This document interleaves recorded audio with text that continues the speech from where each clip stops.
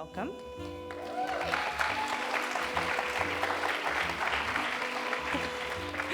Thank you all for being here at yet another conversation in the Critical Caribbean Feminism series.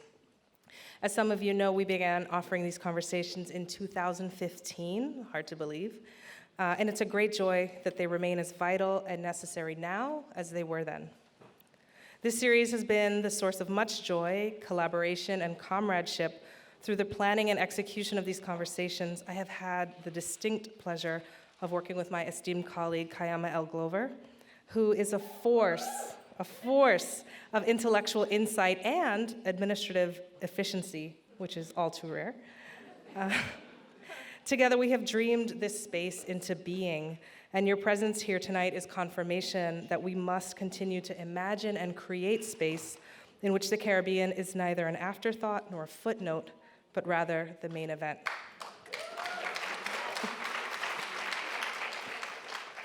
To put together an event such as this requires much labor, work that Kaiama and I could not possibly do alone. I would especially like to thank the staff at the Barnard Center for Research on Women, Eve Couch, Avi Cummings. Yeah, clap, they're amazing. Avi Cummings, Pam Phillips, Hope Dector, and BCRW Director Elizabeth Castelli, who has an asterisk this evening because she's also serving as the volunteer bookseller from Word Up Community Bookstore.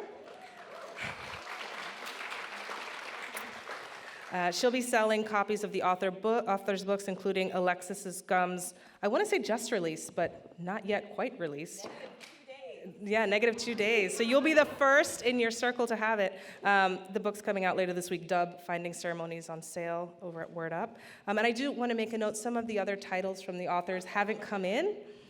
So what we're doing is we're offering a discount coupon for those of you who want some of the other titles that Staceyann and Alexis have written. So you can get that coupon from Elizabeth Castelli at the Word Up table.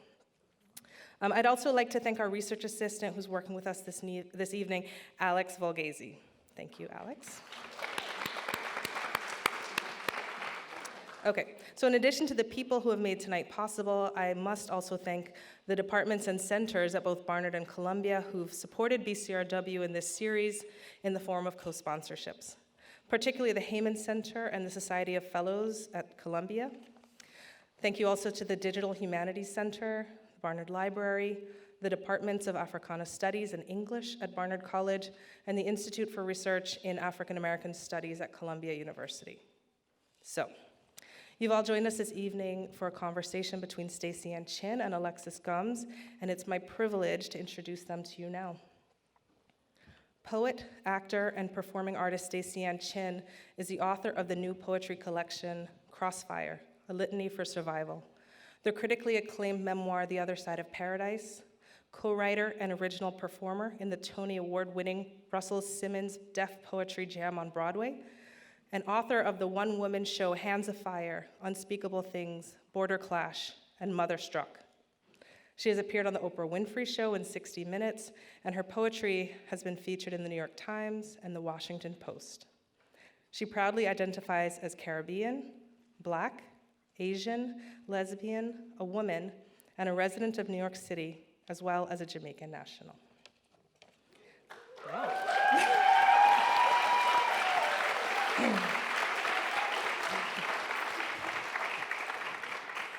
Alexis Pauline Gumbs, class of Barnard 04,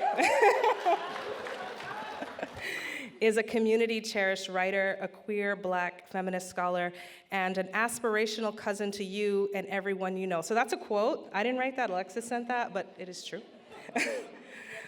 Your cousin. Alexis is the author of Spill, Scenes of Black Feminist Fugitivity. Yeah, fugitivity. M-Archive, After the End of the World, and Dub, Finding Ceremony, all published by Duke University Press. She's also the co-editor of Revolutionary Mothering, Love on the Front Lines, published by PM Press. The Anguilla Literary Festival called Alexis, quote, the pride of Anguilla.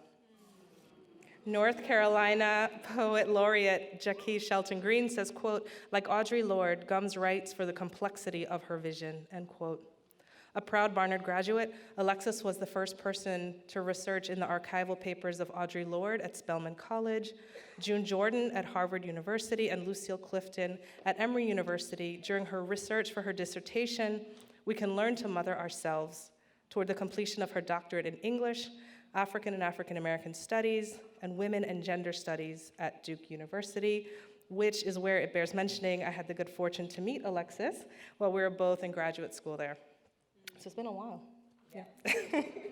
She's now the provost of the Eternal Summer of the Black Feminist Mind in Durham, North Carolina, and co-founder of the Black Feminist Bookmobile, Black Feminist Film School, and the Mobile Homecoming Trust Living Library and Archive of Queer Black Brilliance. Alexis is also creative writing editor of feminist studies and celebrant in residence at North Star Church of the Arts in Durham, North Carolina. Alexis. Yeah. That's a lot of stuff.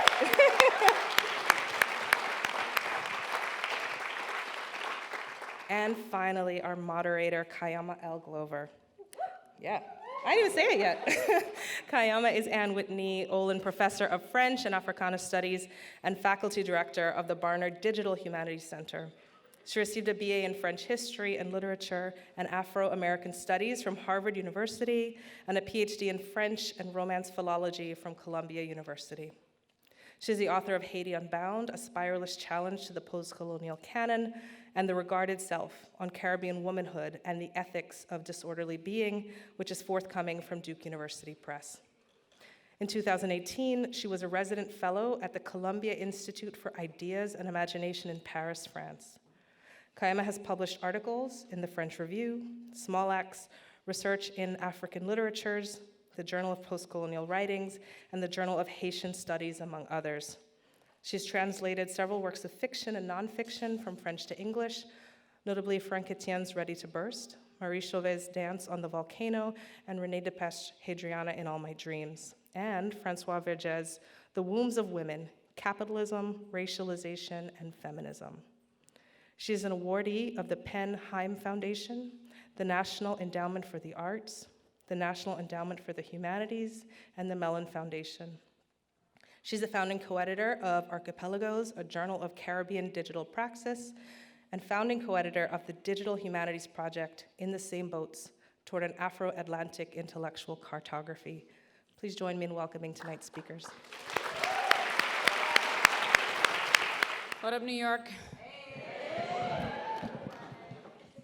How are you?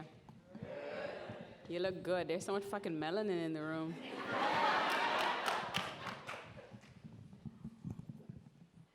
Makes a black lesbian very happy. Yeah, I've been busy like raising a child for like the last 8 years, so I haven't really had a lot of like action.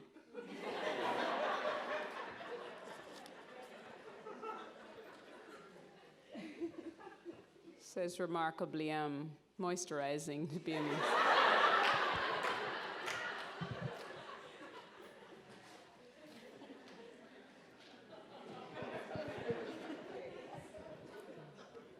You know, sometimes I just say shit and just like watch the interpreter.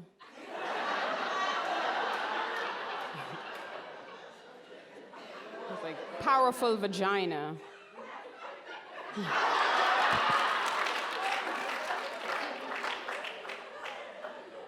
Black vagina. Jamaican vagina.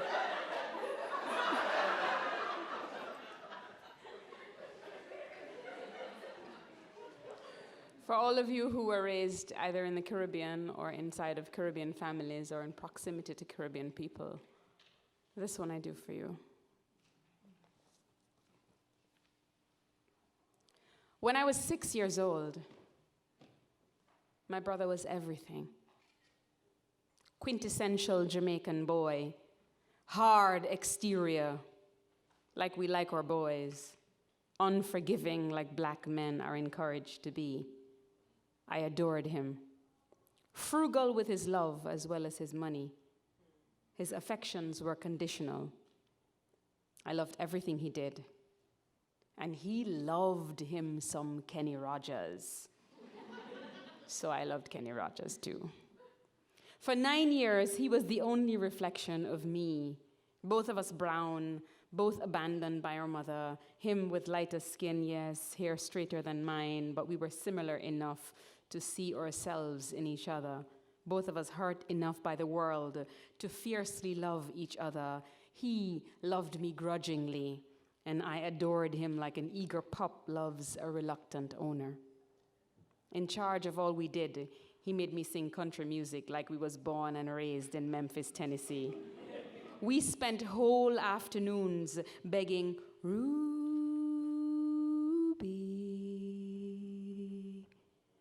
don't take your love to town. We were singing daytime friends and nighttime lovers, like old drunks reliving tragic lives. And he loved the gambler most of all. You gotta know when to hold, know when to fold 'em, know when to walk away, know when to run. You never count your money.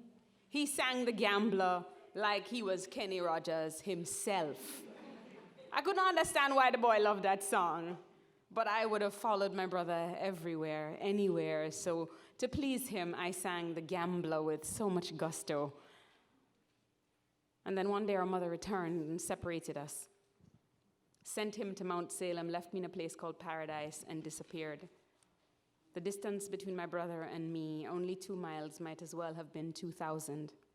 We became single children of Sisyphus, pushing the rock of abandonment up disparate mountains. No more Kenny Rogers, he switched to reggae. I to Melissa Etheridge, Sarah McLachlan, Michelle Ndege Ocello.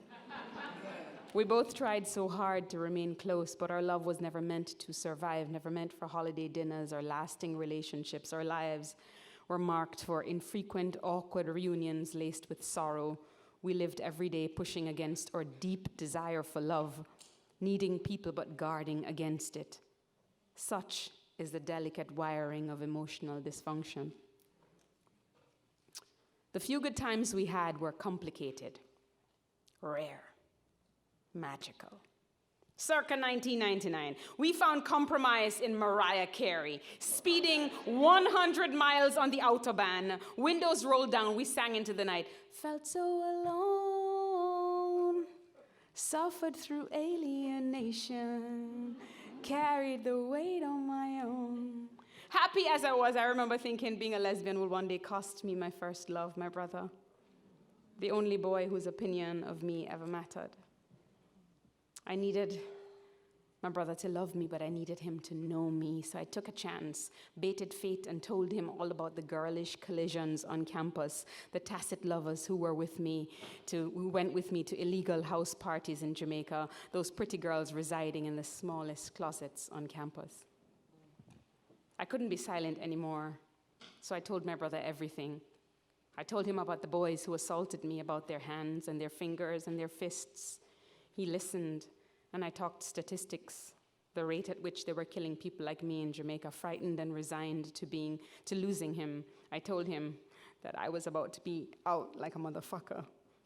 And my almost twin, both of us discarded by our mother, both half-breeds, both seeds of my mother's ill-conceived youth, only 2 years apart, my brother, who had no reason to, told me that he loved me.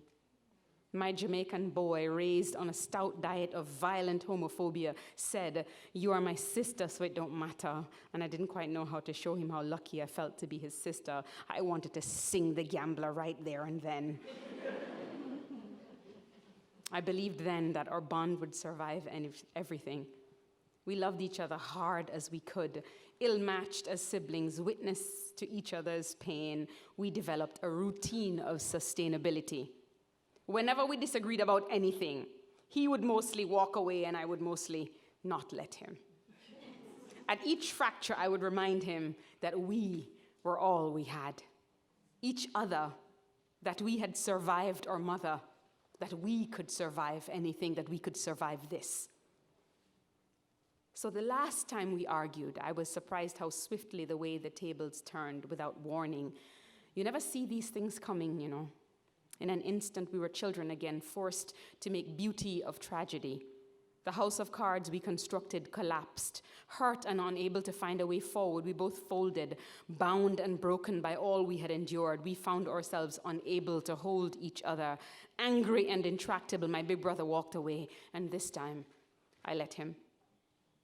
It's painfully poetic that the contention was about our children. This irony proves everything about parenting and progeny. Generational trauma cannot be sidestepped. Today, there is almost nothing but sadness between us. I know nothing of his life. I imagine he knows nothing of mine. Our childhood is now no more than a silent scream, except for the odd memory triggered by an old playlist, cartwheeling me back to us as children, unwittingly belting out our future. You gotta know when to hold, know when to fold, know when to walk away, know when to run.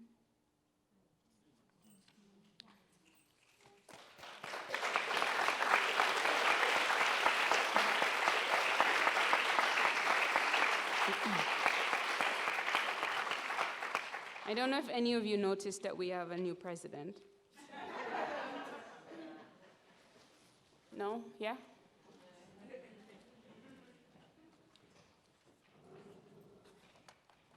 Every time I step to a microphone, I develop an uncontrollable urge to shout, Donald J. Trump is not my president.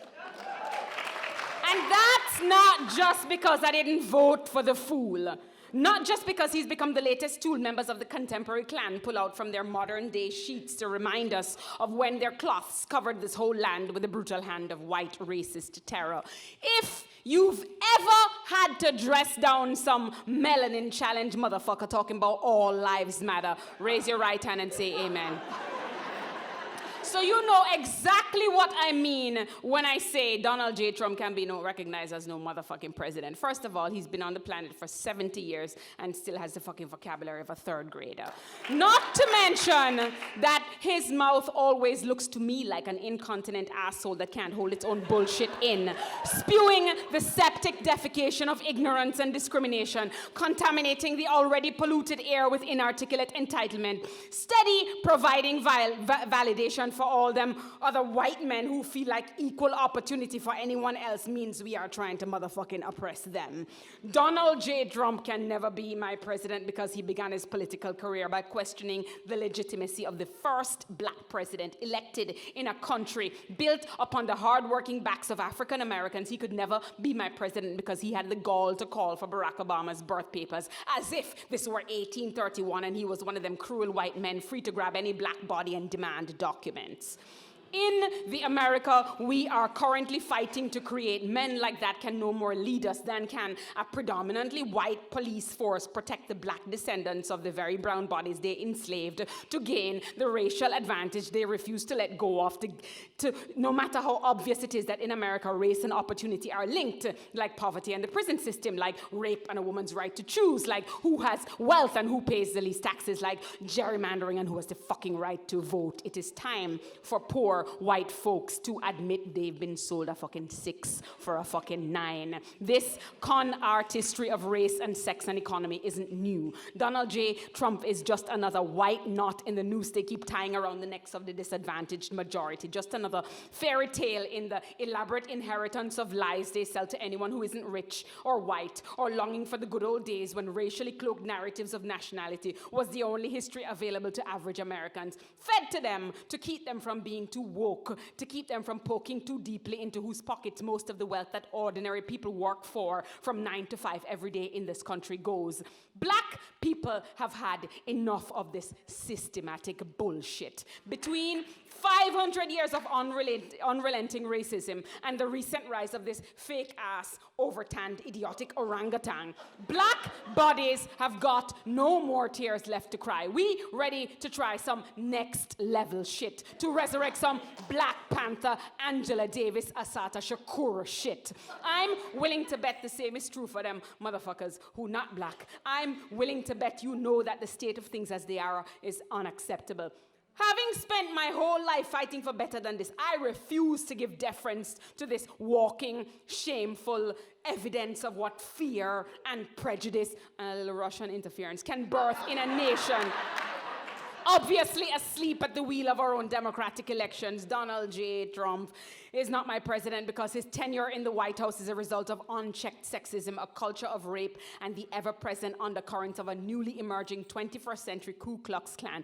Donald J. Trump is not my president because he wants to disappear my Muslim neighbors, because he wants to deport Mexican-American families, because he fails to recognize that the only fucking Americans who are not fucking immigrant Americans are fucking Native Americans. He is not my president because he sexualizes his very own daughter. He will never be my president because I want to clearly demonstrate to my daughter that a man who boasts about grabbing women by their vaginas without their permission does not ever deserve her respect, no matter who he is or how rich he says he is. That even though that egotistical airhead masterminded and pulled off the greatest political coup in the history of modern elections, he remains nothing but an illegitimate, embarrassing burden I hope we don't have to carry for the whole fucking 8 years.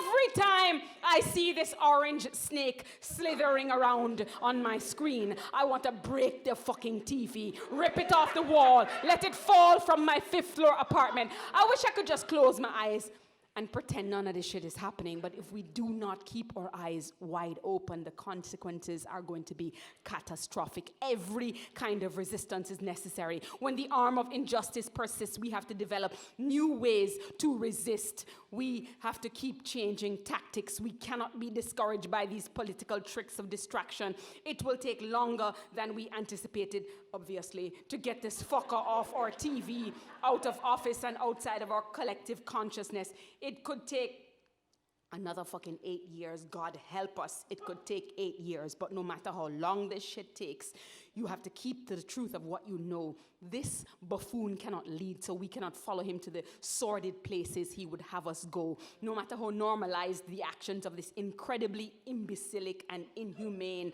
administration, no matter how numb we become to what the news anchors say, you have to say something different to yourself. Donald J. Trump is not my president, have never been my president, will never be my president. You have to make that shit mantra. You have to say it to your fish, say it to your parrot, say it to the other Republicans in the room, say it over and over and over again. And one day, everyone will see that he is no more than a snake oil salesman, no more than a Cheeto-dusted Freddy Krueger invading every aspect of our lives. Like all the great walls of divisiveness built before him, he will fall, revealing the yellow bellies of those who brought him to power. And whoever it is that is responsible for this fuckery, be it Vladimir or one of them funny-looking Trump children, whoever it is, that Iago motherfucker will have to answer to the rest of humanity for this small-handed wrinkle in this bumbleclot warp in time.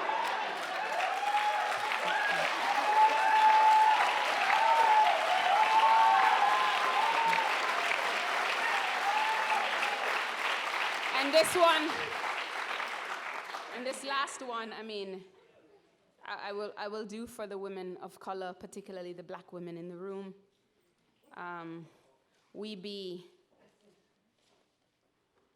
Every time you hear some other group being like pressed upon, you can imagine black women of all kinds underneath that, bearing the weight of those above them as well. And we are certainly not having enough conversations about what's happening to black women, and we're certainly not having, anyways, we're going to talk about all that, right? Tsunami rising, or Me Too, too. In the balance of human biology, all bodies are created equal. Everybody is about 70% water, regardless of race, religion, gender, sex, sexual orientation. We all die after about 7 days without drink. But the idiots obsessed with category have decided that a double X chromosome designates me subordinate to those with an X and a Y.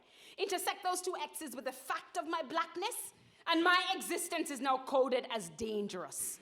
hostile, a direct threat to the endurance of the white patriarchy. And everybody knows white men have spent centuries appropriating what they wanted. The gold they found in Africa wasn't enough, so they packed human bodies head to toe, submerged in a swamp of our own urine and feces. They dragged us across violent waters, many of us drowned or young, rather than let them live at the mercy of white men and their sons and their grandsons and their grandsons' sons.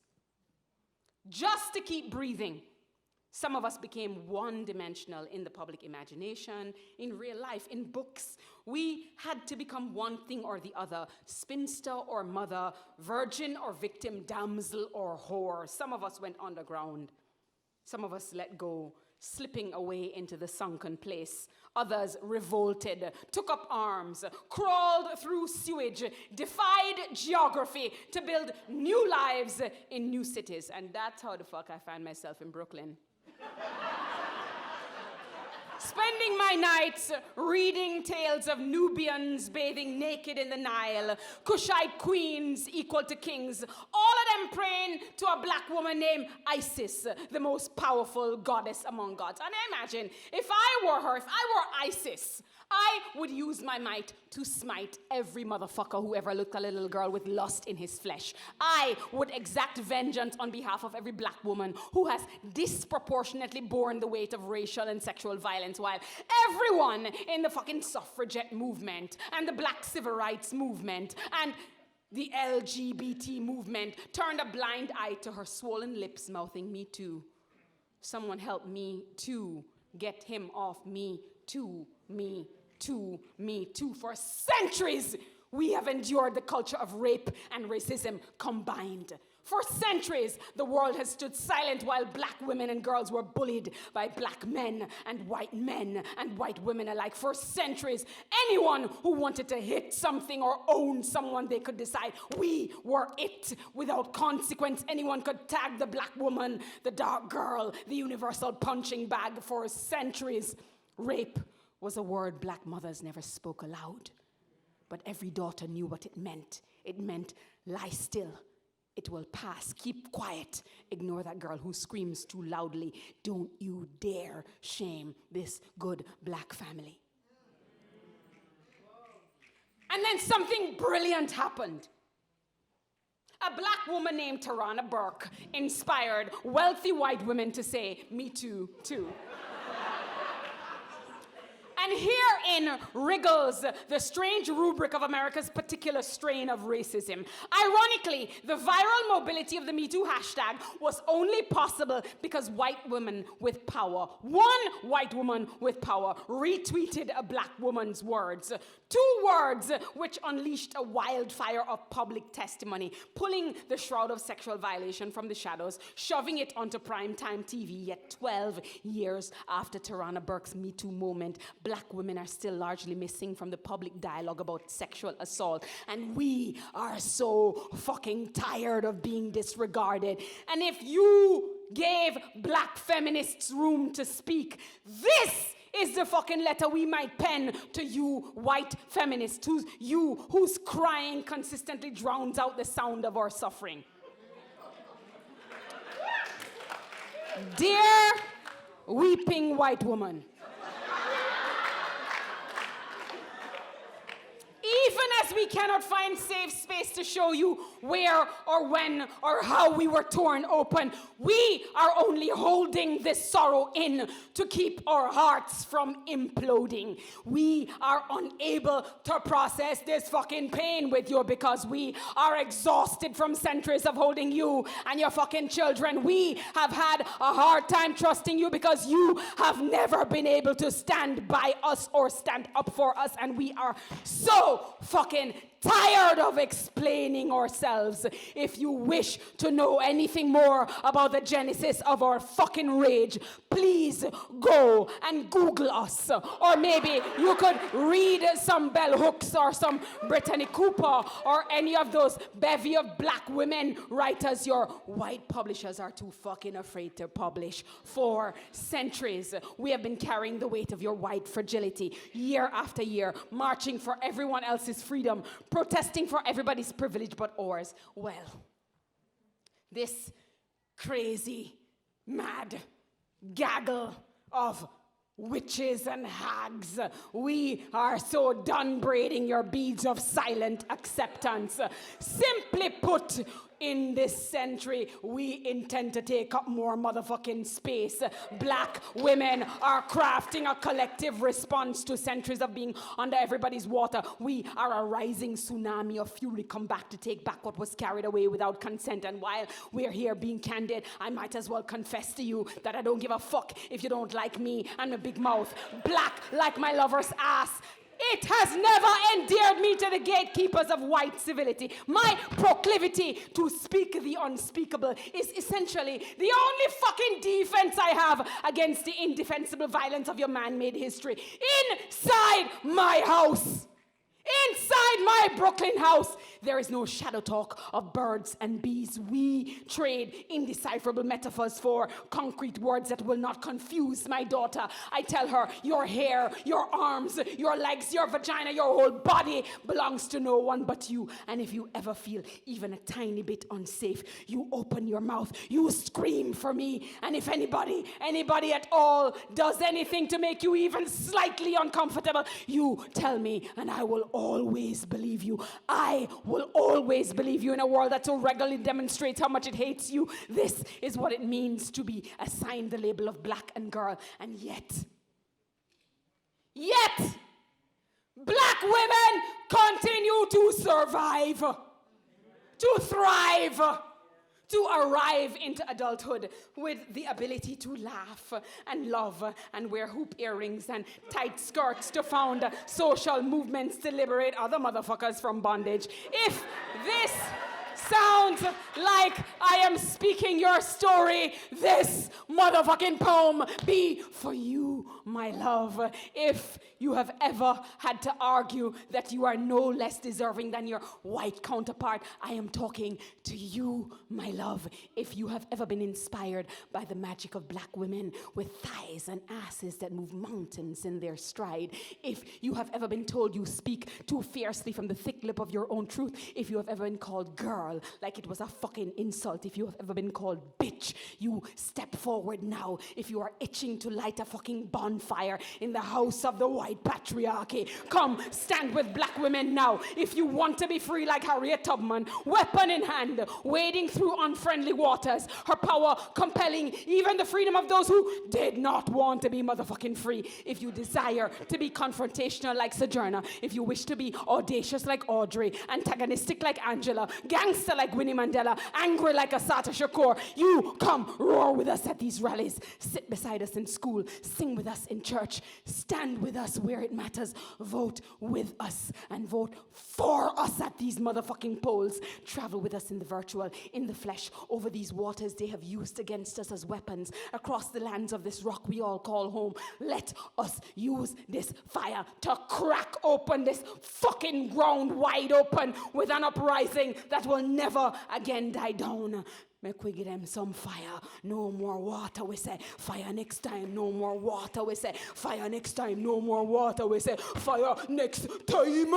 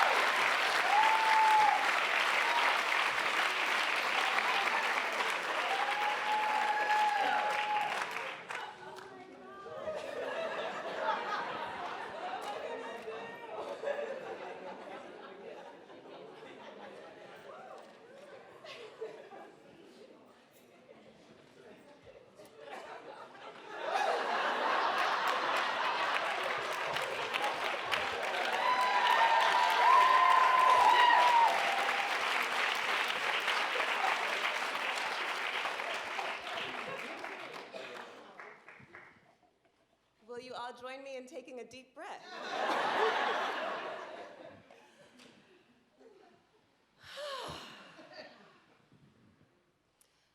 Gratitude to all of you for being here.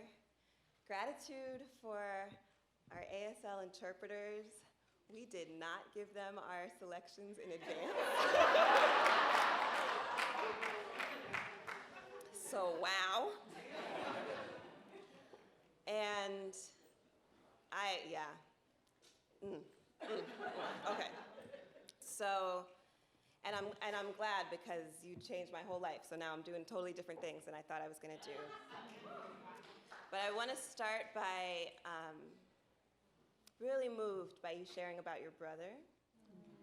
And this first piece that I'm gonna read, because you did that, is dedicated to my brother, my youngest brother, who, because of conflict in our family, I haven't seen in over a year. So this is for Seneca. Scientist, interested from an early age in technologies of elevation and descent for their own sake, leaves and rocks off the ground for their mere presence in his path. The possibility that the forbidden and unbought could be made from scratch, the language of hairless cats, the sounds of digital motion, the pixelated journey of the working class Italian-American hero, the immigrant, the brother, the dream. That's a Super Mario reference. For his experiments, he put rocks under his pillows and slept, collected shells from as deep as he could breathe in cups that had erstwhile held Sprite, tracked dreams where he could breathe underwater, sought to replace Sprite itself with something that could bubble with the lemons and limes at home, documented dreams where he could fly, wrote books about the adventures of small, round heroes forever at battle, gave them names that said what they did, played race car video games with the controller turned backward so forward was always toward his own heart. He learned what he learned, what he could learn quietly. He learned what he learned, weapons and patterns and cards. He learned what he learned, which was to breathe underwater. He also learned to fly. Take heed.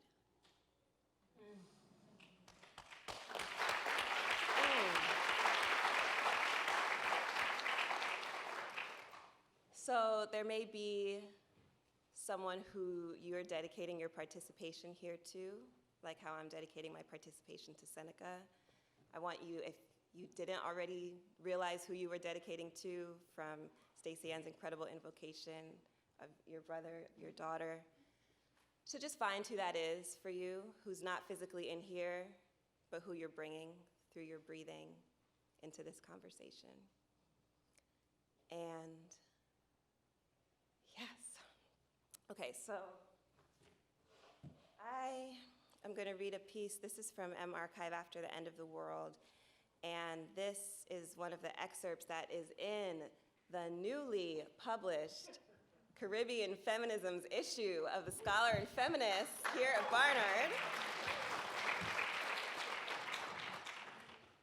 I'm really proud of that, and it's dedicated to Jackie Alexander. After and before Carnival, causing Carnival, there was a craving, a salt craving for a particular smell.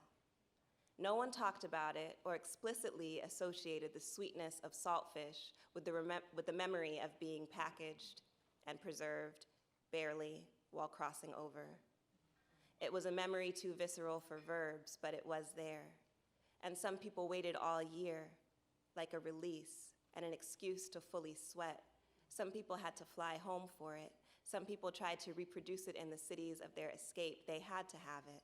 And if they didn't get it one way, they would find themselves still seeking it in blood or a fascination with the body fluids of the exact wrong people. In bed with them, wondering why. In fights with them, wondering why. In basements, seeking a sacrifice to quiet the craving. There aren't any words for it. No one can put it on their tongue to say, I need the memory of being brined meat for monsters to snack on. I need a closeness made from the opposite of love. I need the anonymity of abject arrival. Give me the scent of jostled grief. No one would say that. No one ever said that. But they did sometimes, pack themselves into rooms with unknown fire codes and stay and sweat until they forgot everything else. They did press up against walls and corners with a secret hope of splintering. They did take to the streets for carnival, dehydrated and sweating, proving an endurance no one had any use for. They did fill the whole island with the crevice sweat of knowing, evaporating into the odor, the taste of survival.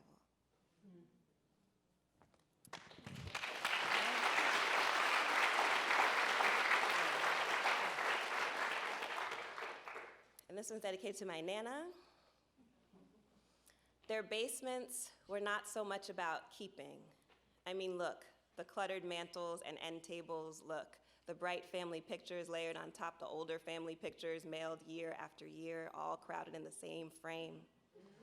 Look how the whole place become an altar to looking well. Pose and posture and figurines and cookie tins and evidence of other empires to leverage out the one we living in. It smells like we cook in a particular form of magic, and not everyone can cross this threshold. See where we place the mirror so you can see yourself out if you come with malice? No one's saying obia, but no one's saying feng shui either. We have much, but we don't have much to put away. And really, we used to living at sea level properly, or in rented rooms temporarily, or if is what it call extra space, soon enough some cousin in there sleeping. So basement is not a thing we really study like how you study it. Or say basement is not a place where we put things we want to keep and ignore. But in some houses, and you only know if you should know, deep in the house is a place of blood and transformation, shells and seeds and knowing, a place of remembering and washing, a place of guidance and entrancement, and only the brave would dream to sleep there. But who no more duppy than we? They out duppy in the basement, deep in the backyard, in the off-display places at home. Living room is like the jewelry, layered and loud with performance. What you call the basement, we would call the heart, where blood run thick.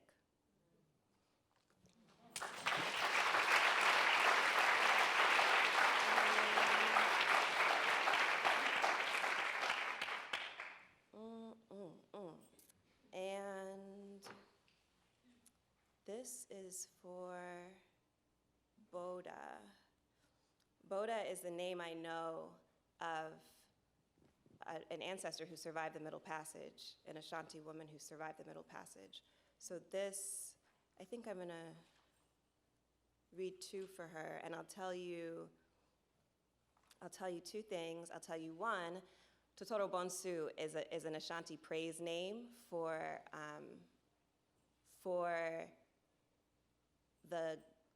the whale who created the world, or God as the powerful being of the ocean. And Boda, in Twi, there's a coral, a yellow coral that's called Boda. In Spanish, Boda means wedding. And I started having these dreams where everybody was wearing like wedding attire, which was a very strange thing for me because I'm a marriage abolitionist, so I usually don't have dreams where people are dressed for a wedding. But not invited to a whole lot of weddings.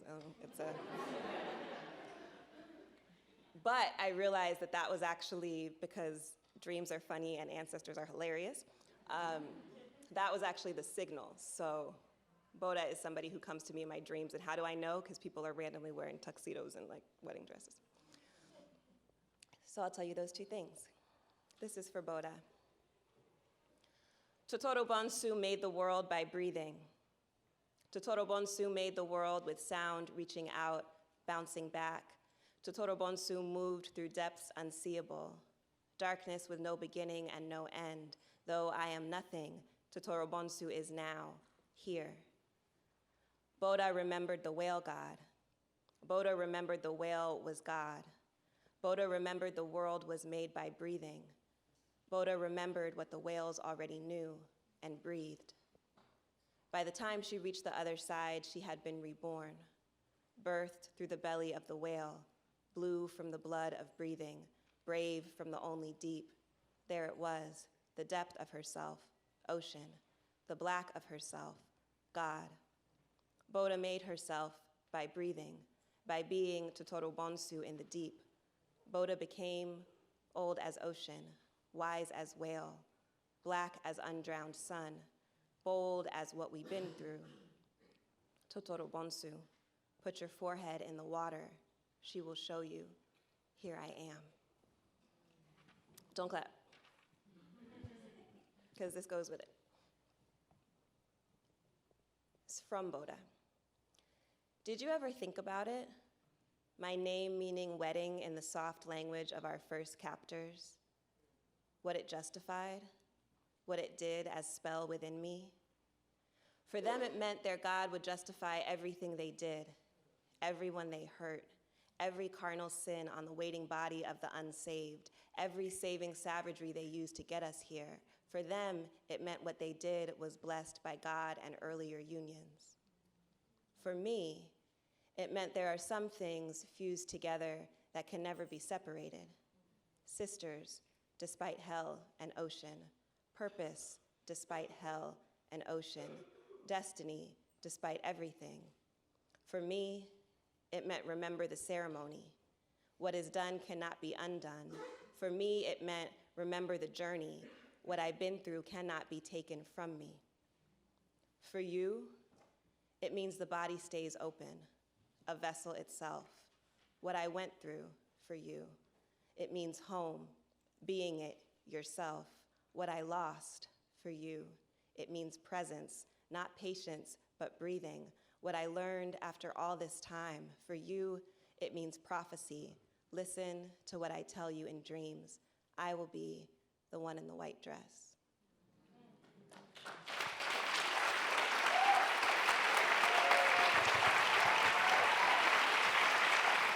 Well,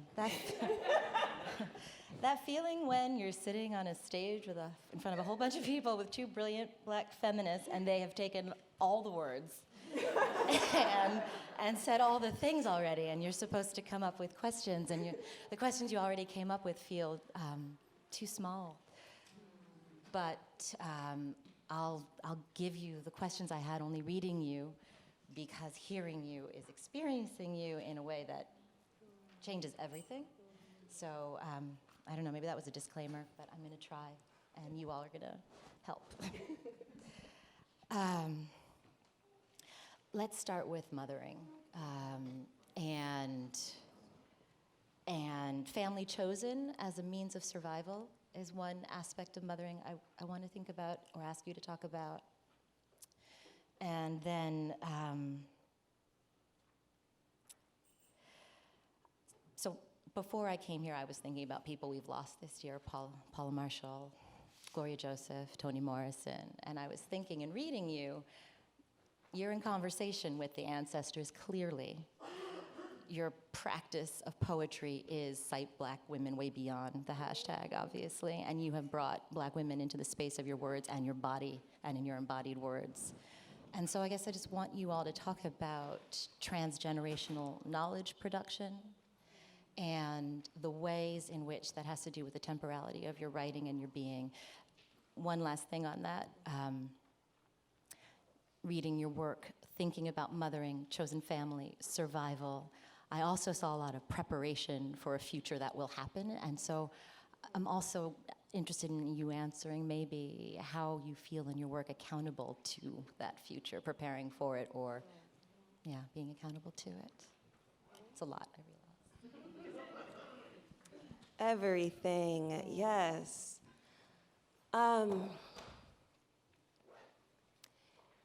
I do think that for me, I am in a practice of trying to be with multiple generations at the same time. It's one of the ways that my practice is about being with who I'm not supposed to be with, because they've already died, because we're not supposed to be together how we want to be together. So I would say the mothering. Yeah, I think that the mothering is ongoing. I've been thinking a lot about daughtering, like what does daughtering mean? Do you all do this? I was just rereading all of Audre Lorde's poems this week. And mother as an invocation happens so much, and she's a person who I've thought of as a guide for how I think about mothering, because she said we can learn to mother ourselves.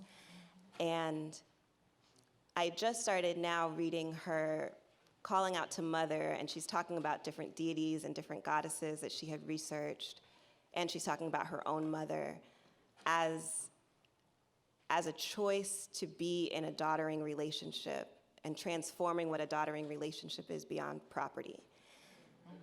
And that's something that I'm interested in. And I think that to choose to be daughter in a visionary way is something I'm very confused by. It's really complicated for me. But I also see it as something that, well, it happens to me a lot at Barnard. Like so many of my teachers are here, mentors are here physically in the room, people who have actually allowed me to be in a space of accountability for the future, but also accountability in all directions that I'm thinking about as an intentional practice of daughtering. And on that note, I would just like to publicly acknowledge you, Staceyann, because folks may not know that the first time that I experienced you in your practice was here at Barnard when I was an undergraduate student, and you may know how I feel. My mind was blown. You all may have just had that experience. And there was something that happened in that moment that, in terms of my relationship to my Caribbean Black feminist queer daughtering practice, was not happening. Like, you did something that allowed me to recognize a longing that I had and an accountability that I had and a need that I had that structured what I did. It structured my research. It structured my making intentional ways to be in the Caribbean beyond family conflicts that had me separate from certain family members in the Caribbean. It really was something that I cannot look at my life now and know what it would be if I hadn't learned what I learned listening to you.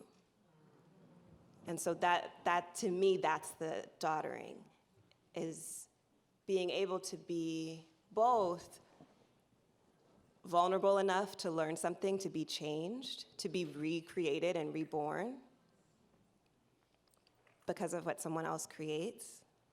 And also, in the daughtering, there's something, I mean, you mentioned Assata Shakur, and I think about Kikuya Shakur, and Assata Shakur writing about Kikuya, her daughter, when she was in prison, just refusing and being angry and refusing that her mother wasn't free. And really having the tantrum and confrontation and saying, you just don't want to be with me. You want to be in here. You could leave if you wanted to. And Assata Shakur having to take that seriously, and a whole community actually making that the case for them to be able to be together when they weren't supposed to be able to be together. So, yeah, I love the way that you frame that practice. I do think it's a practice of being able to be together, being able to be transformed.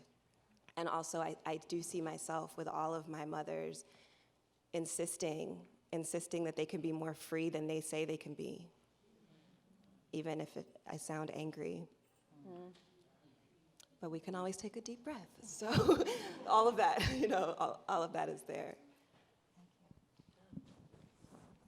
Hi. I have always been graceless.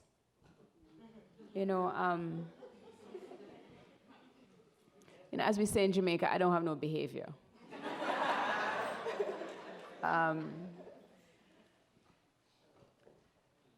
And so I feel as if my entire life has been a struggle. And the first 2 decades were remarkably difficult, and I had no mother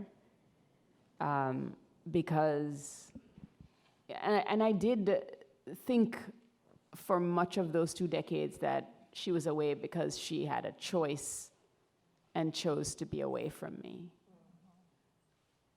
But one of the things that I've come to know since I have developed gray pubes, it comes with some wisdoms. So, you know, if you can spread your legs and you see gray hairs, I mean, you should be smarter than you were before when they're... My philosophy.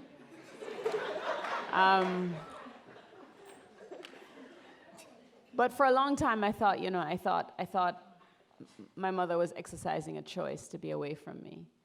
And I've come, I mean, it's full circle. I've, you know, had a kid that I wanted more than my own life. And perhaps as an attempt to push back against my own mother's lack of desire for me. You know, we are, at best, textbook versions of psychology. You know, we really just kind of do, you know, our mothers abandoned us, and so we have abandonment issues. You know what I mean? Like, you know, we live in a racist world, so we, like, you know, navigate, like, shit about our self-esteem. And, I mean, it's so, you know, for a long time I wanted to be individual and unique. And I wanted to be like, you know, some kind of crazy thing that my therapist has never seen before. And you know, in my own, you know, desire to, you know, create the fucking Instagram photo that will, like, wow everyone. Because we do live in that era where all of us are, you know, trying to get the right angle for our pubes so we can display them. So that other people can say, oh my God, I've never quite seen pubes like that. And so I've, you know, had my own version of wanting to be, like, complicated and difficult, and, like, my own problem to be unique. And what I've come to understand is that I'm remarkably banal.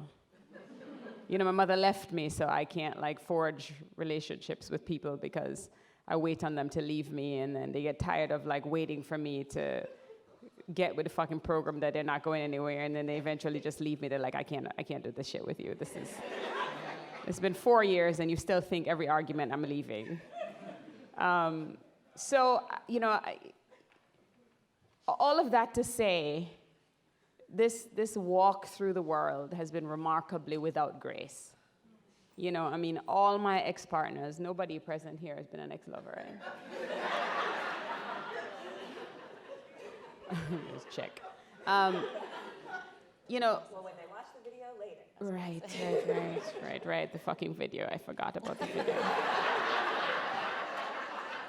So all of these exes, you know, I mean, they will tell you, like, you know, it's a song that you just put on. It's the same song Staceyann plays. You know, she gets all excited. She's in a relationship, and then she just waits for the person to leave, and then eventually they leave because they can't really sit around waiting, being in a relationship with somebody who's just waiting for them to leave. You know what I mean? And then I go to my therapist, and my therapist's like, you gotta fucking figure out this shit. And then I have this child who I think, oh my God, I'm gonna have my own child, and it's gonna be different from my mother, and it's gonna be amazing, and I'm gonna want her, and it's not gonna be, like, crazy. And, you know, the child came out of me, and immediately I had such an amazing empathy for my mother. Because at the point at which I exercised the most effort to grab a thing I wanted so badly from the world, from my body, from, you know, a narrative I had created inside my head, I understood that my mother never had a choice not to have me. Like, she didn't want to be pregnant. You know, she was having sex with men so that she could meet her basic needs, and then she got pregnant, and there was no way to terminate the pregnancy, and so she never really had a choice. And so if I could remove my own fucking, like, heartbreak from that scenario, then I can quite clearly see a young woman who was 19 and 21 and 23 and, like, forced to carry a child she didn't want. and how it changed her life from one thing to the other so completely. I mean, she didn't live in a world where there was like social welfare and like, it was like she could spend her whole life with these two children and drown. Or she could save herself. And what a fucking choice to be forced to make. I mean, and I was 40 years old, 39 years old. I had a career. Like, my child was never going to be homeless. People would have put us up. I had a way to make money. Like, and I was still fucking overwhelmed. Much as being so young in a place where there was no, I mean, like, literally, she could spend her whole life washing the clothes of, like, upper-class Jamaican women to just feed us, maybe. Or she could abscond with that Canadian fellow who said, "Can you come and be my wife in Canada?" But she knew that if she told him that she had 2 children at home, that he would say, "I can't take you." And so she made the choice to go. And she left. And for whatever reason, she never came back. You know, and we have to deal with that. And then my own kid looking at me, and I'm already seeing how the choices I make are going to affect the experience she has, and how she gonna be on a stage one day going like, "My mother."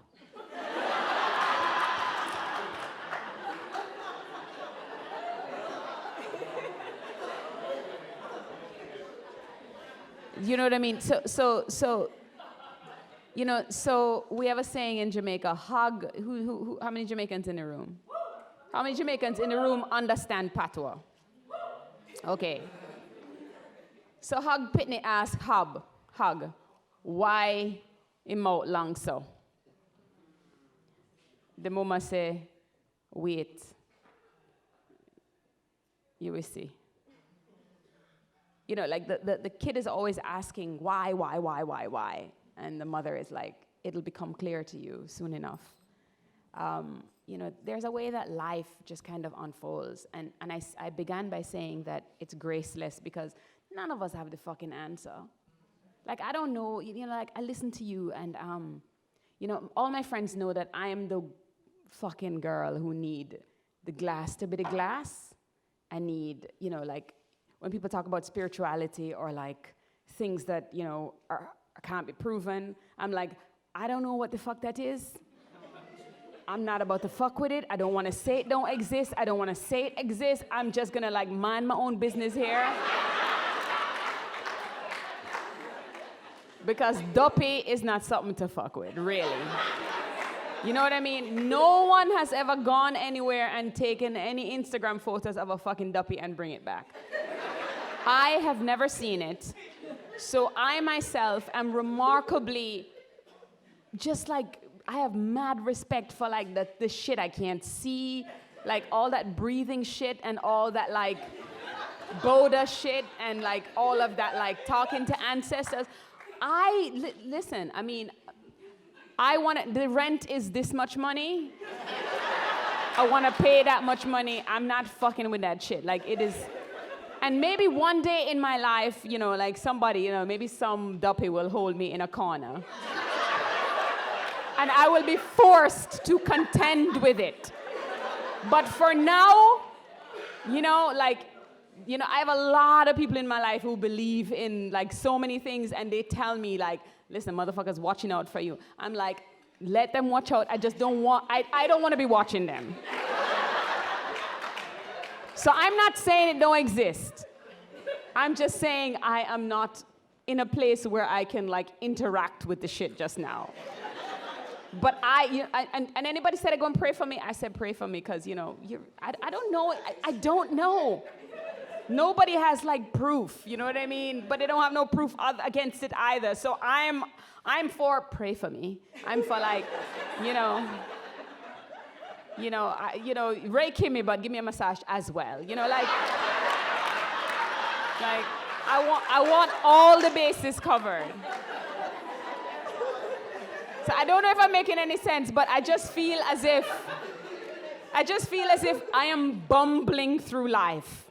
You know, my friend Mignon is in the audience. Cheryl Boyce Taylor is here. Like, these are people who have seen me bumble, like, consistently. Like, you know, I mean, through love, through the child, through, you know, just every fucking thing. And so, you know, I begin by saying I don't know any more than anybody else.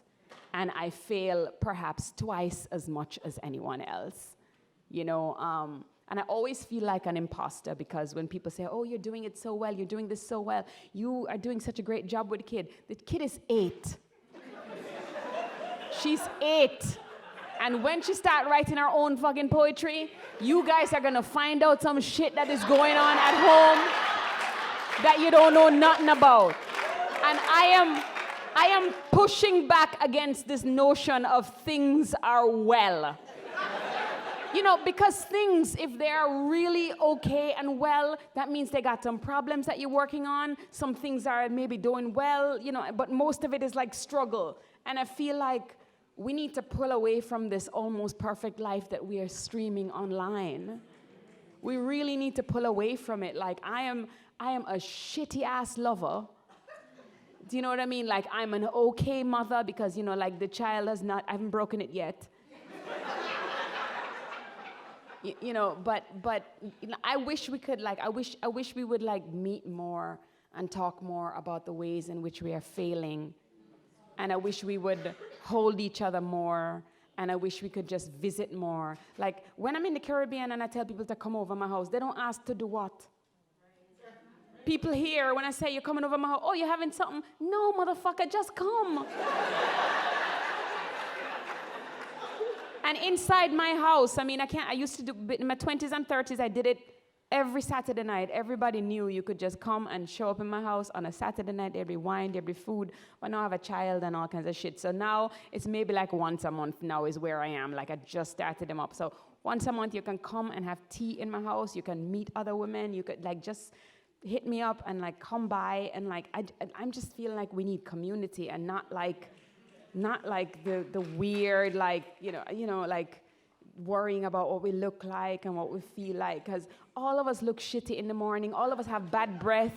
Like, if you don't wash your ass, it stinks. I mean, like, I just want to get back to that place where we can, like, you know, be present with being, you know, corporeal. Like, just, we flesh, you know, we fail all the time, and we fail more times than we get it right, because that's how we learn, and that's how we grow, and that's how we push ourselves, and that's how we get to know each other more, by failing more in the presence of people we love, and they're gonna love you anyways.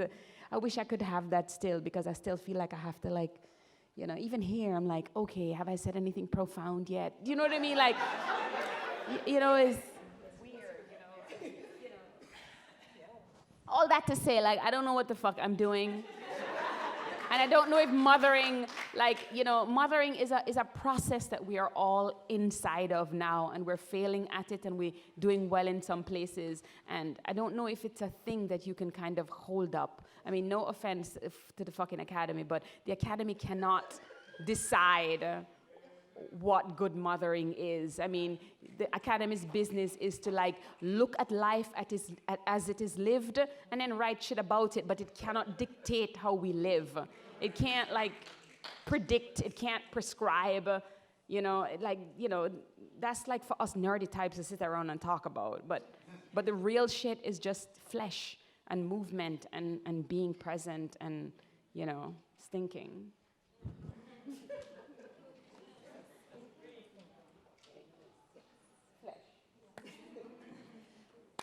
Lord, well, there were bits for me to hold on. You brought it back to mothering. I appreciate that effort. I do, but let's go somewhere else for a second. Purely, again, based on me being immersed in both of your work over the last few months and trying to figure out the things if I had a chance to talk to these people, what would they tell me about this thing I want to know? So here's this thing I want to know, which is how you parse the balance between trauma and kindness in the stories you've told. it's very different. So Alexis, obviously you are in inner space, you are in outer space. There's, in your work, right? And there's very strange, not strangely, but interestingly, very little of the I. There's a lot of the we and the she and the you and the they, but not a lot of the I. Whereas Staceyann, obviously you are screaming from the I. No, I did not say that. Yeah, I did not say this. But you are screaming the I into space, right? And in both of you are making attempts to grapple with trauma. And there is rage, there is, plain old rage, there is outrage, but there are also there's forgiveness. You gave us a taste of that earlier in talking about your mom. There's other acts of kindness and welcome and worry. I'm just wondering, parsing kindness and trauma, or love and trauma, and how you work through that in your poetry and in your practice. Why she must ask us these big questions? What did you have for breakfast this morning? I mean, these are my options. Serious.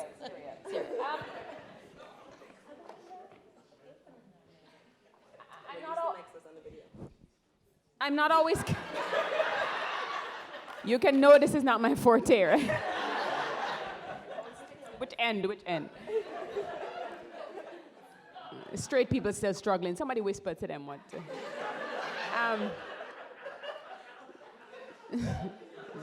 People are getting it now. Look at it. It's coming. It's a joke movie. So, every morning I drop my kid off to school and I say, have a good day, I love you, and be kind. And she goes, I know, be kind. Every day I'm kind.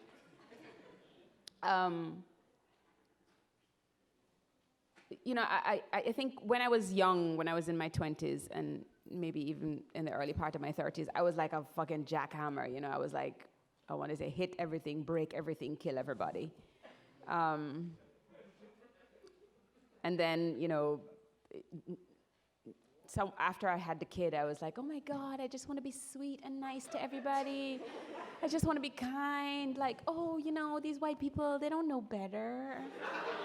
They just smile and just wave. And then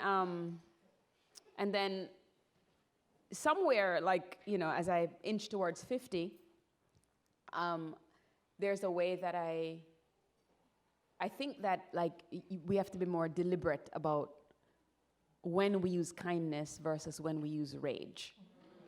And sometimes even, rage can be a kindness. When when you need to illuminate something for a motherfucker, rage might be a good thing.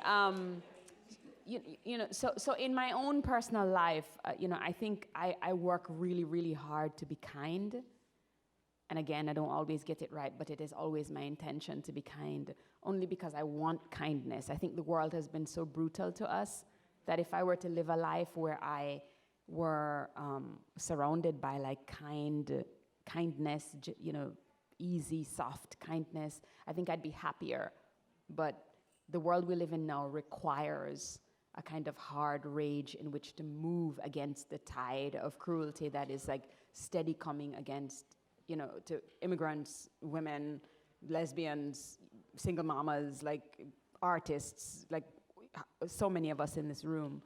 And so, I think it's a balance that, I'm always, every day I wake up trying to get that balance right. And definitely it informs how I write, the stories I write. I never write my mother with rage in my pen, because I have to dig deeper to understand why she left. Or even as I write the story of the weeping white woman, I know that it is she's paralyzed by the size, the magnitude of the task she must take on in order to parse her own privilege. And you have to think about it, what would a white person what would a white person have to lose in order to really do the work of doing anti-racist work? They almost have to lose themselves. And who the fuck wants to get up and be like, I don't really have to lose myself, but I'm about to? Do you know what I mean? And so even as you push white people to get on the bandwagon of change, even as you push them, you have to push with like compassion. You have to be like, you have to understand why it's so hard for them to move.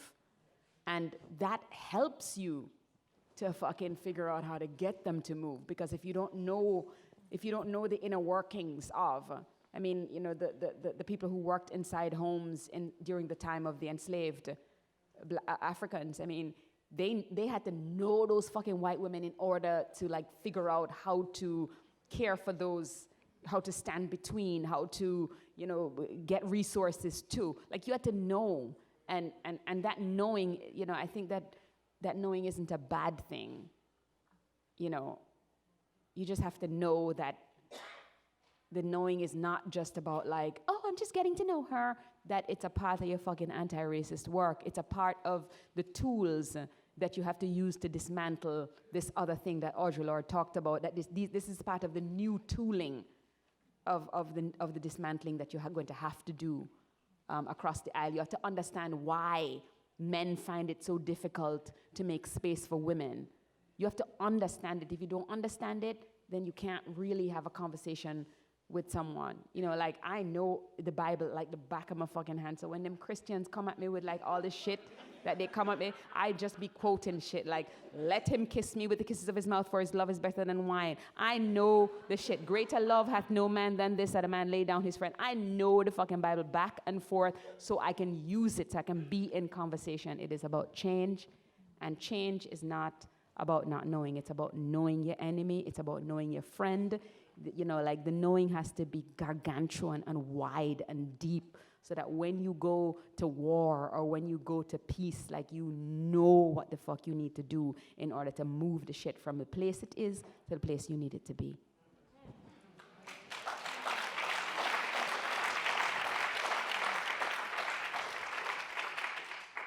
Yes. I don't necessarily see myself as balancing trauma and kindness. I don't know if there's any balance. I don't think those are two things that I'm balancing between. And I also, though I also feel like the intentionality that you talk about is really important. And in my work, I'm trying to be intentional. I'm trying to be intentionally loving to myself and to us. And so what that means in the ways that I address the trauma that it's necessary for me to address in order for us and me to love ourselves, it means that I have to also pull back from what I see as a tendency to believe that if I were, for example, to like re-traumatize myself and you publicly, those people who've caused the trauma would finally see and stop. Because I think that can be harmful. I think that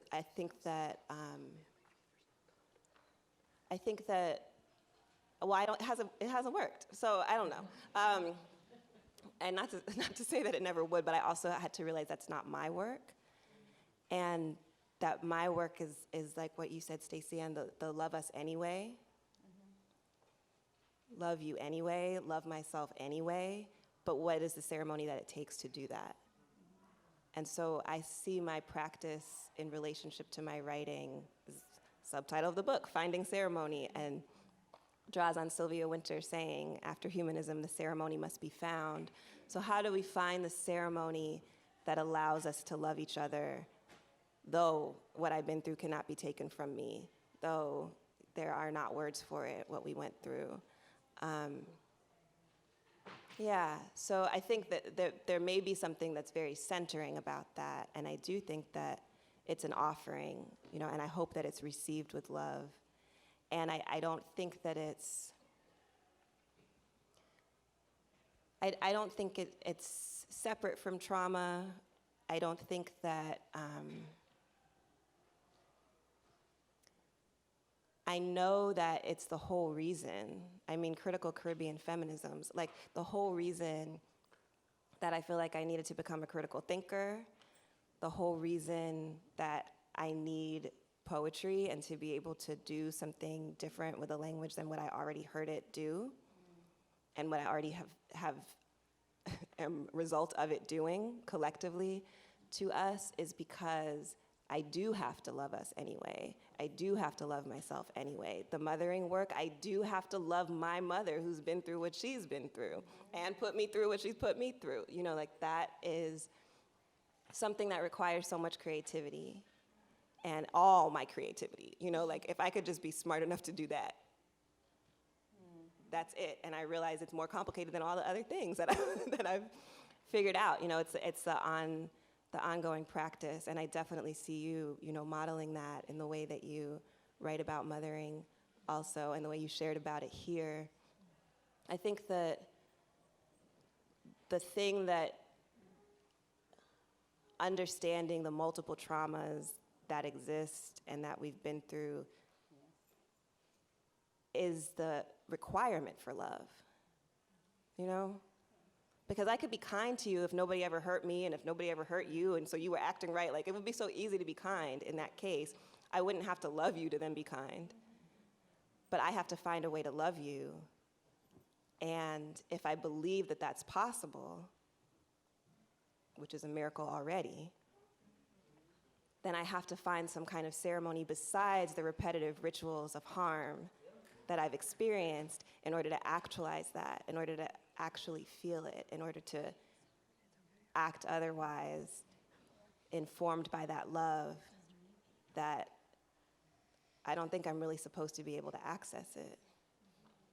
You know, it's like I have to reach past something to be able to get to it, but I find it is always there. That's an excellent interpretation of like Audre Lorde saying that the master's tools cannot dismantle the master's house. Like that's an amazing, like it just kind of was, you said it so beautifully just now, where, you know, you can't use the same tools, and the tools are not necessarily just ways of being systemically racist. That is also how we love each other individually, how we love our mothers, how we listen to our mothers, how we hear our children. Yeah. I wanted to ask this question for Staceyann. It seems as though, so my education is in psychology here at Barnard. I'm a senior. It seems as though you're an anxious attacher to, what attachment theory would say that you're anxiously attached to people. I have very many experiences that make me anxious as well. Have you worked through with your therapist and any other ways that? I gave so much money to my therapist. Do you want to, the work I've done with my therapist is the reason I'm here talking to you so relatively sane. I believe that. I find it really hard for me to move through different spaces and find a therapist that works well with me. Because I feel like a lot of times critical Black theory and thought can be seen to be very triggering or problematic for other people. So how did you find a space where your therapeutic like the therapy that you went didn't feel like colonizing or like? Well, I found a Black lesbian therapist. Drop her contact. One, but also I've also gone and sat with like white therapists who weren't like, you know, Black or lesbian or immigrant, and I've insisted. I begin by saying to them, like, one of the ways you can kind of take back the power in the room is by saying, you are not going to be able to get everything I talk about, and you probably won't agree with a lot of it. You are white, and if you can't really admit that you're white and that you can't see my shit and that you got a lot of shit that I can't get past, then we can't go anywhere. Like, you have to allow the other person to do some of the work as well.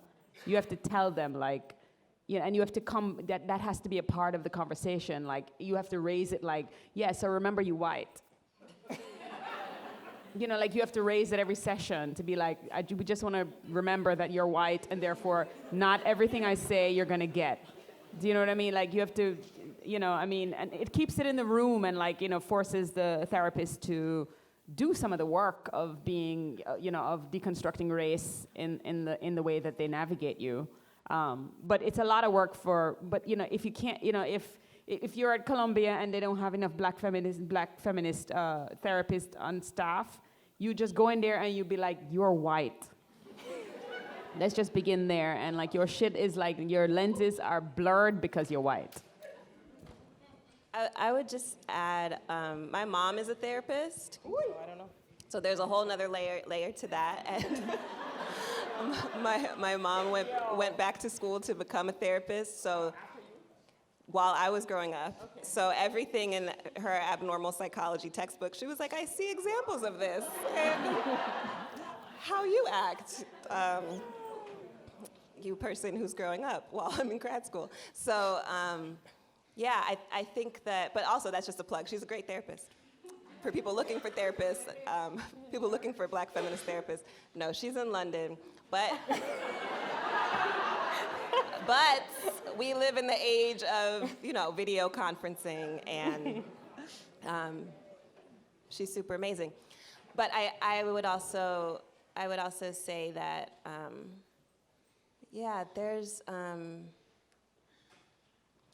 something about being able to draw on the support and create the practices that allow you to be able to face what you're facing.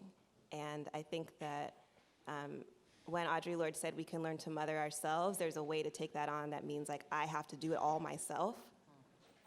But she said we can learn to mother ourselves. And then she outlined what that would mean collectively for Black women to support each other and provide for each other what they had wished they got from their mothers and didn't, but could create as a collective. So I also think about that, like the collective form.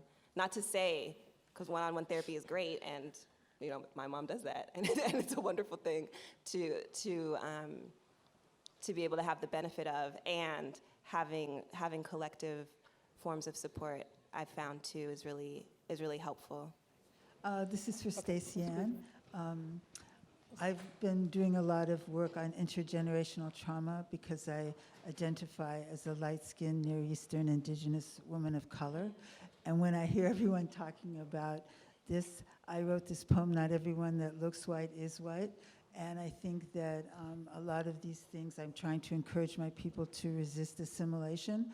But when they come to events like this and hear this stuff, it's harder for them to do that. So do you acknowledge light-skinned women of color? Do I acknowledge light-skinned women of color? Yes. Yes. Okay, great.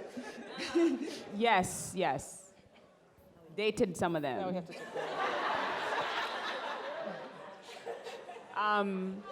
that. This colorism shit is like remarkably complicated. And I'm not sure if we're doing the work of really kind of attacking it and like deconstructing it. But I know that as a light-skinned woman myself, in some circles, we have to hold the people who are most vulnerable at the center of the conversation. And for a really long time, light-skinned motherfuckers have been like taking up a lot of space. And we've been like on the front page, being listened to and shit. So I feel like we haven't really even begun to talk about the experiences of dark-skinned women. Not to say that we shouldn't talk about light-skinned women, because it's all a part of the larger conversation. It's all a part of the greater conversation about colorism. And really, it's, we're consistently discussing, measuring people's proximity to whiteness. And that's what it is. And so, we often silence, whenever the roar of blackness rises, we silence the voices of the people who perhaps have been closer to whiteness. But that doesn't mean that it isn't okay. In moments, I think there are different moments that, the crescendo will rise for different groups. And I can say that, like, for a long, long time, dark-skinned women have been very, very, very silent and missing from conversations. So as much as for myself, my own experience as a light-skinned woman coming out of Jamaica, I feel like there's much to be discussed about being in that place. I have to check myself on needing to be the center of the conversation, because the center is shifting. Like, you know, I don't know. I mean, it's a very uncomfortable conversation, and I'm glad you raised it. Thank you. But you know, the darkest woman in the room has been like the beating stick for a really, really, really, really, really long time. And so I'm okay if we gotta shut up for a second and let her speak.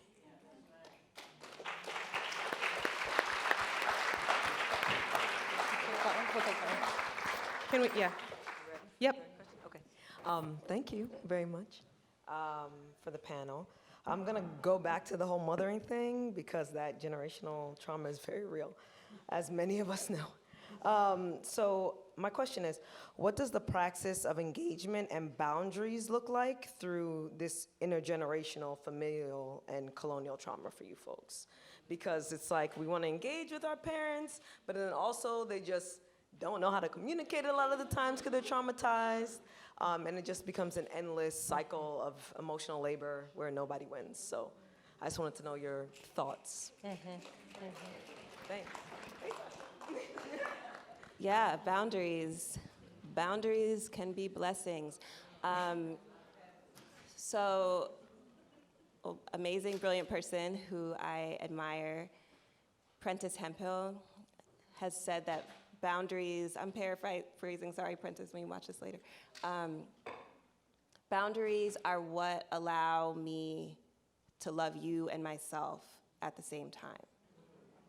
And what those boundaries look like that's actually something that has to be generated, right? And so there is, and I think about that when I think about Audre Lorde's idea about mothering ourselves.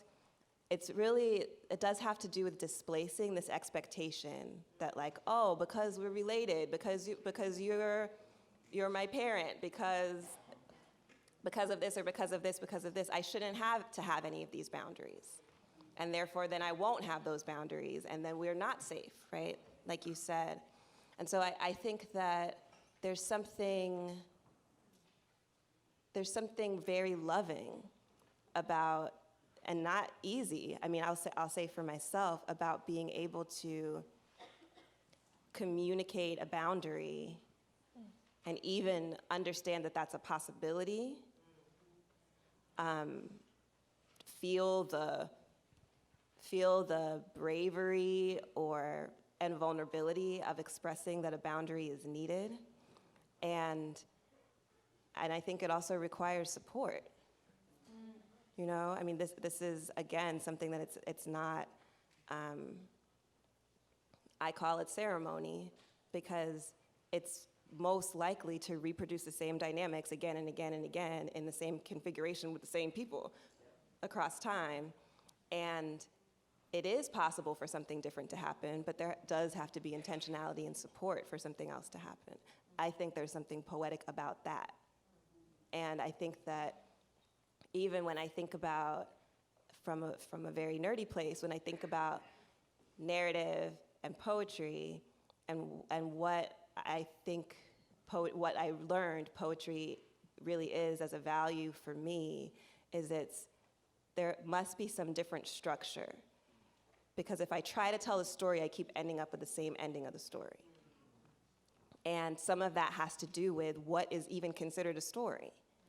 And it has to do with what is made invisible in order to supposedly make things make sense. And so I think that having space to be able to, whether it's through repetition, whether it's through different forms of experimentalism, doing that in language for me is a practice that we can do that in life. We can put things in different places. We have to put everything in a different place, right? Because this is one of the things I think Sylvia Wynter is such a great teacher of this, is that we can tell a different story by now, because the systems that are reproducing this situation, it's obviously been she was saying it was environmentally untenable since the 70s. She's been saying that. And so I think there are scales through which we practice that. I see my daily practice as a writer as one scale of that I'm working that out with language sitting by myself. I see my closest relationships, my partnership, my relationships with my family as another place where I'm finding ceremony. And then I see this whole situation of being in relationship with and being a cousin to all sentient beings, which is my aspiration, as was earlier stated in my bio. I see that as a practice of finding the ceremony and understanding that the way things are and the way things have been don't have to be that way. But of course, if we keep doing the same things, they will be that way. So if it is empowering for you to think of yourself as a poet in terms of thinking about what those boundaries are and articulating what those boundaries are and imagining what would it take, like what would be the support that you would need in order to actually say that thing or actually hold that distance that allows you to be in a loving relationship to someone who you need some distance from in order to have that be the case where you're loving yourself and them at the same time. I think that that's a poetic assignment. I think of that as actually a collective assignment that we have at this time is, can we do that? How can we do that? What are the reconfigurations that it would take to do that? So yeah, thank you for that beautiful question. She's so together. You're so like together. Like you, It's the deep breaths. It's the deep breaths. you know, like it sounds so zen.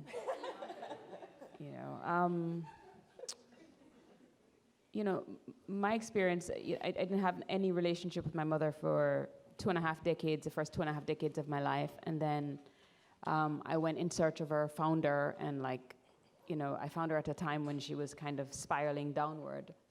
And now she's mentally ill and in an institution in Germany. And I go from time to time, for a long time, I didn't quite know how to set the boundaries with my mother because, she was in such dire need, and she had my little sister, and my little sister was so young and at the mercy of my mother. And, I was the only person who could go and stand there between them. And so a part of me, wanted to be there all the time. And then my sister grew up, and then I had a kid, and nothing forces you to set boundaries more than when you have a child to care for. Like the number of ways in which I would allow people to penetrate my borders, all of a sudden my body was now stone between her and those people. And I see already where in another 10 or 15 years she will have to invoke these boundaries for me, because she and I have lived alone and together for such a long time that we are each other's almost everything right now. And in order for her to grow up and become autonomous and successful in the world and her own being, that she will need to break up with me at some point. But it might not be a permanent breakup, and it's a restructuring of call it a Chapter 11 bankruptcy. But she will have to restructure things in order to move through, this new part of her life where she's more autonomous. And, I keep that in mind as she grows. I'm not one of those parents who weep when in September she goes to school at the end of a block and at a dead end, and I usually have to take her upstairs and go through the gates and take her to her class. And then in September, but the parking is like shit because it's downtown Brooklyn and we're running around trying to find, and I get tickets all the time. And then she says to me, I can just walk to school. I can just walk from the top of the road. And I was so fucking happy. I was like, yes, no more tickets. She can just fucking go. I can watch her with her little backpack bounce down the street. And then I told some of my friends, and they were like, oh my God, don't you feel sad? And I'm like, no. And now she's overnighting with her friends. I feel quite excited about it because her own, she's autonomizing, in a way that is bold and brilliant and wonderful. And I'm gonna talk about your business now, Cheryl. But you've written so deeply about the process of mothering your son, and then for him to leave us And then now, like, the question has always been, who are you when your child is no longer there? Like, does that make you not mother? Do you know what I mean? And that's another thing too that I imagine, like, I have to come to grips with when she leaves at 18 to go to college, or to tell me fuck college and she's going to India with some, white boy, God forbid, Do you know what I mean? Like, but if that's her choice, I gotta fucking celebrate it. Like, that's the practice of being on the other end of the boundary keeping. Like, we're very good whenever we go to college and we get a little education and we start to take philosophy 101 and psychology 101, and all of a sudden we're all about, like, listen, you gotta keep away from me. And then your own kid grows up and all of a sudden you're like, oh, well, that boundary shit wasn't such a good idea. And and maybe what the answer is not this either or, because the Caribbean community has always been a community that held you the fuck down, even with all of the dysfunction, even with all of the shit that was going on with me and my mother not being around, and all of the shit that happened to me because my mother, my aunt was like cousins, everybody doing all kinds of shit to me. Like, but I was in a house and I was eating, and there was a way that people couldn't conceive of just like putting you out and leaving you in the streets. And so maybe the notion is not just like, I gotta be over here and like you gotta be in Germany and I'm never gonna go to Germany to see about you because it's not good for me. It's never good for me when I fucking go to see my mother. But I gotta go. Like, I mean, what it might require of me, as you said, is a ceremony, is like, now I come back, I know I gotta fucking find the money for therapy. I gotta show up. You know what I mean?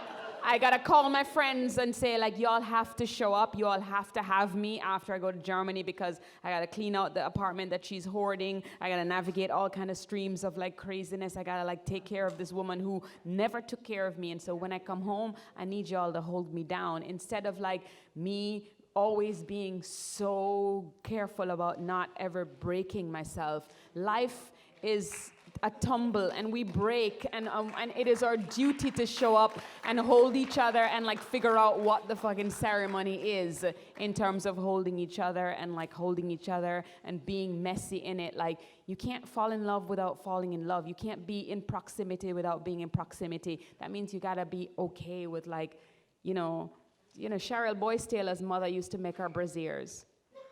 She used to hand make her brassieres, I know this from your poetry, so I know I'm not outing too much of your business. But I mean, like, that's what I'm saying. Like, but and she used to be so stressed about this homemade brassiere. But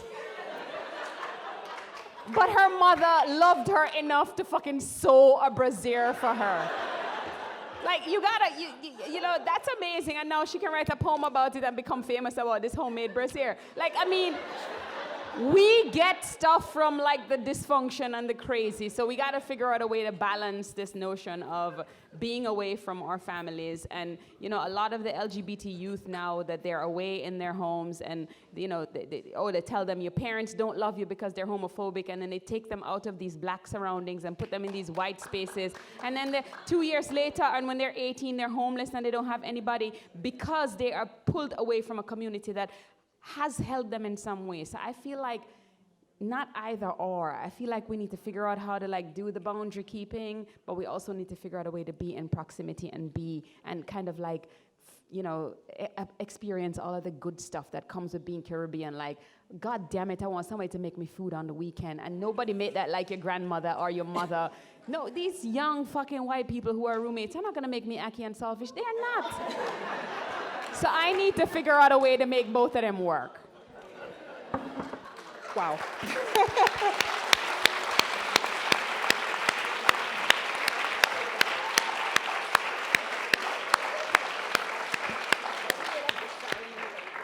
Thank you for being here tonight. I encourage you to visit the Word Up table. Please, buy some of the books by Alexis Gumbs and Staceyann Chin. Thank you for being with us. Good night.